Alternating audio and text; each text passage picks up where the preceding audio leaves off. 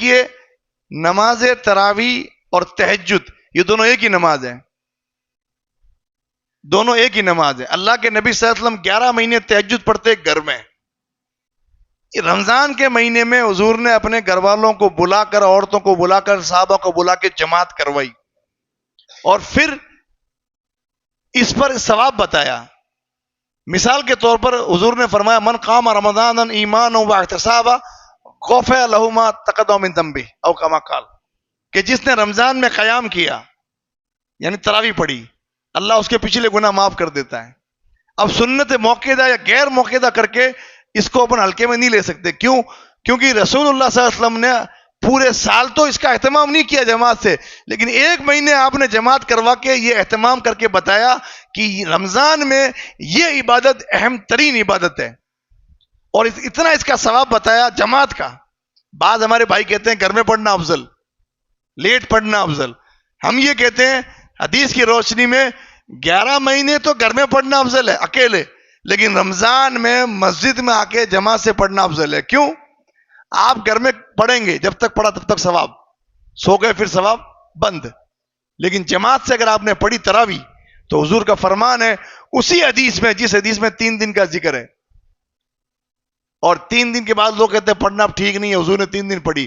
اب اس 3 دن والے حدیث میں یہ ذکر آیا انہو من قام مع الامام حتی ینصرف کتب لہ قیام اللیل او کما قال، جس نے امام کے ساتھ نماز پڑھی جب تک امام پڑھ رہا ہے اس کو پوری رات نماز پڑھنے کا ثواب۔ تو بتائیے بہتر کون سی ہوئی؟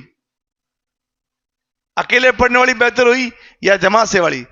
کیونکہ پوری رات پڑھنے کا ثواب مل رہا ہے۔ اور 3 دن والی روایت میں یہ ذکر کر کے یہ بھی اشارہ کر دیا کہ اب امام محمد رسول اللہ تو نہیں بنیں گے کیونکہ فرض ہو جائے گی، اب امام کوئی دوسرا بن سکتا ہے۔ یہ اشارہ ہے کہ جماعت سے تراویح پڑھنا زیادہ بہتر ہے۔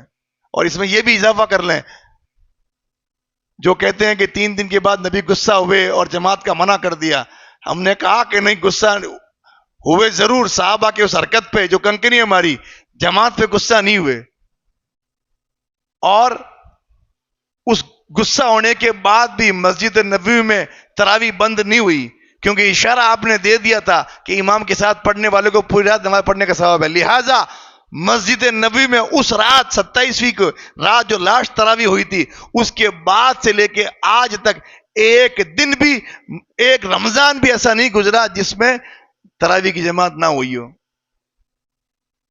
ہمیشہ تراویح کی جماعت رہی ہے۔ اس لیے یہ اہم ترین سنت، قیام، لمبے قیام والی سنت، اور تراویح اور تہجد کا اصل مقصد ہی ہے قیام، وہ تراویح سے حاصل ہوتا ہے۔ تو یہ تراویح جماعت سے پڑھنا افضل ہے، اس لیے اس کا اہتمام ضرور کریں۔ ایک اور روایت شب قدر کے تعلق سے پوری روایت موجود ہے، جو شب قدر میں قیام کرے۔ تو اب یہ الگ الگ کیسے کریں گے؟ رمضان میں قیام کرے پھر شب قدر میں قیام کرے، اس کو یہ ثواب۔ تو مین اس کا مقصد ہے کھڑے رہنا، تو جو جتنا زیادہ اللہ کے راستے میں کھڑا رہے گا نماز میں، اتنا اس کو ثواب ملے گا۔